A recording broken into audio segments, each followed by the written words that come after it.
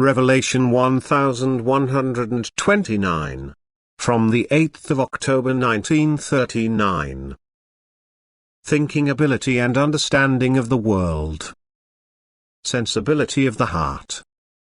It is not the ability to think that is decisive for the inner spiritual condition of man, and it is not the greatness of the worldly mind that determines the state of maturity of the soul, but only the degree of love of the one who, regardless of his earthly abilities and situation in life, tries to approach God and feels this desire in the deepest heart.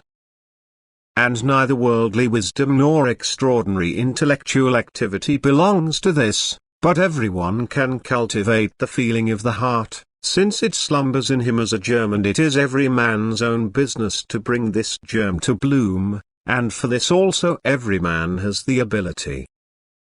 Where else would be the justice of God?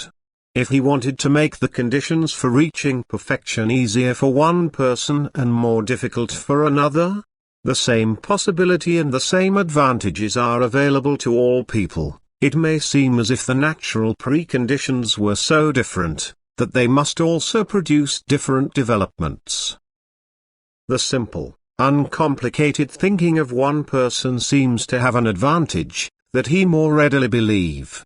On the other hand, however, the person whose intellectual thinking is extraordinarily developed, is able to contemplate the wonders of divine creation in more detail, and so could he, who has the opportunity to gain insight into God's creation in the most extensive way, also become a believer, if arrogance do not prevent him from doing this through intellectual knowledge. And this again is just a resistance which he has to overcome voluntarily for the purpose of perfection.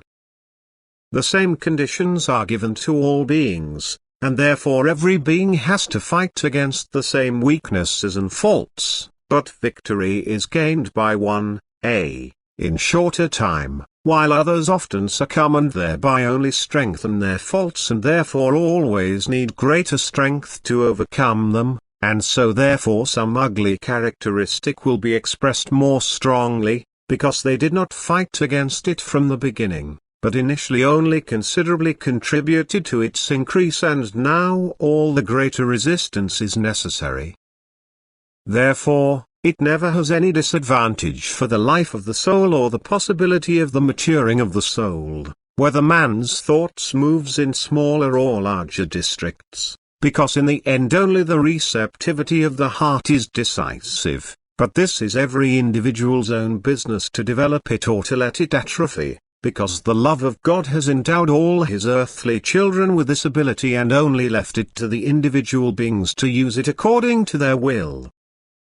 Amen.